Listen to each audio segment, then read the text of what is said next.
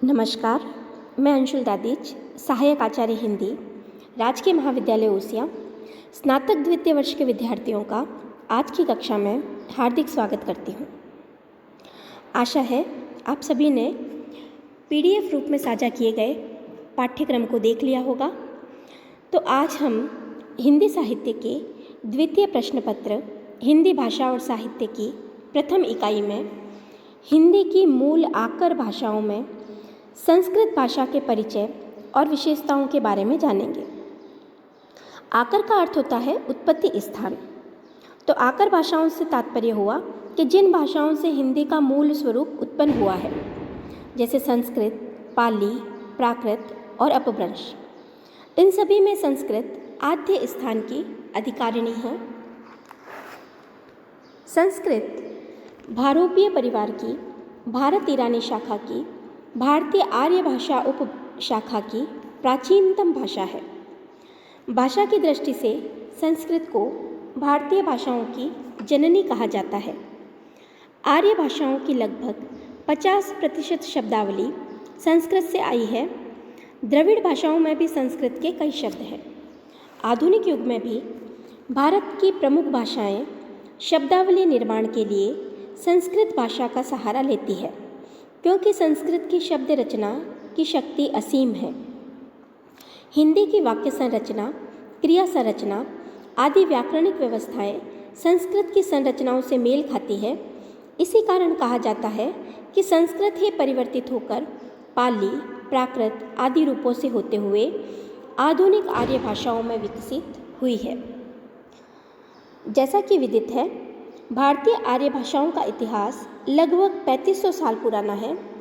अतः भाषिक विशेषताओं के आधार पर भारतीय आर्य भाषा की इस लंबी आयु को 3 कालों में बांटा गया है: प्राचीन भारतीय आर्य भाषा, मध्यकालीन भारतीय आर्य भाषा और आधुनिक भारतीय आर्य भाषा।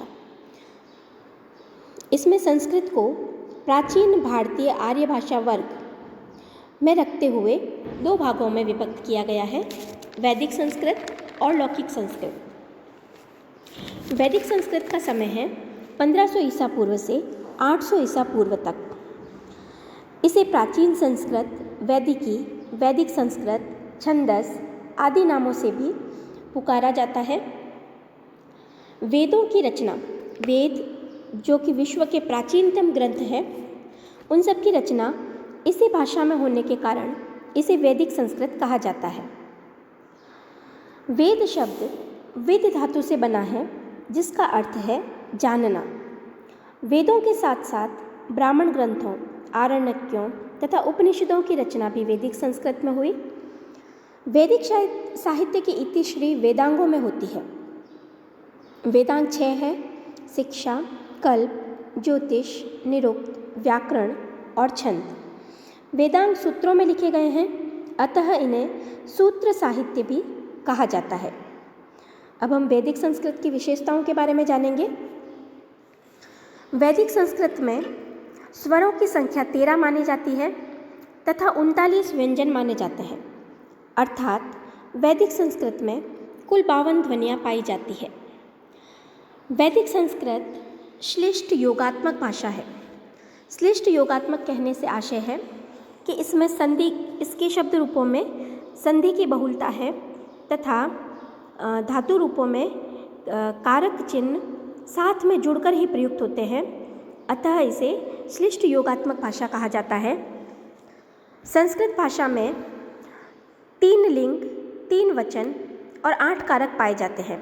3 लिंग पुल्लिंग, स्त्रीलिंग और नपुंसकलिंग, 3 वचन एक वचन, द्विवचन और बहुवचन, और 8 कारक कर्ता, कर्म, करण, संप्रदान, अपादान, संबंध, अधिकरण और संबोधन। वैदिक संस्कृत के उच्चारण में संगीतात्मक व बलात्मक दोनों ही प्रकार के स्वराघात उपलब्ध है। संगीतात्मक स्वराघात से आशय है कि उच्चारण के समय लय विद्यमान रहती है। वैदिक ऋचाओं का उच्चारण सस्वर होता है और इसमें उदात्त, अनुदात्त और स्वरित स्वरों का उच्चारण संगीतात्मक स्वराघात के आधार पर ही रहता है। बलात्मक स्वराघात से आशय है कि शब्दों के उच्चारण में अक्षरों पर जोर लगाया जाता है। तो इसमें जिस ध्वनि पर बलाघात किया जाता है वह ध्वनि सबल बन जाती है और उसकी पार्श्ववर्ती ध्वनि दुर्बल पड़ जाती है। जैसे इस संदर्भ में महर्षि पतंजलि ने इंद्र शत्रु शब्द का उदाहरण दिया है। यदि इंद्र पर बलात्मक स्वराघात दिया जाता है, जैसे इंद्र शत्रु, तो वह बहुव्रीहि समास होगा, जिसका अर्थ होगा इंद्र है शत्रु जिसका। और यदि शत्रु पर बलात्मक स्वराघात दिया जाए, इंद्र शत्रु, तो वह तत्पुरुष समास होगा, जिसका अर्थ होगा इंद्र का शत्रु। तो इस प्रकार से संगीतात्मक और बलात्मक दोनों ही प्रकार के स्वराघात वैदिक साहित्य में मौजूद थे। वैदिक संस्कृत में क्रिया रूप 3 पुरुषों में होते हैं, उत्तम, मध्यम और अन्य पुरुष। वैदिक संस्कृत में 4 समास मिलते हैं, तत्पुरुष, कर्मधारय, बहुव्रीहि एवं द्वंद्व। अगली विशेषता है काल तथा क्रियार्थ मिलाकर क्रिया के कुल 10 प्रकार के रूपों का प्रयोग मिलता है। वैदिक संस्कृत में मूल भारोपीय के स्थान पर तद्भव शब्दों का प्रयोग बढ़ा। उस काल में भाषा में अनेक आर्येतर शब्दों का आगमन भी होने लगा।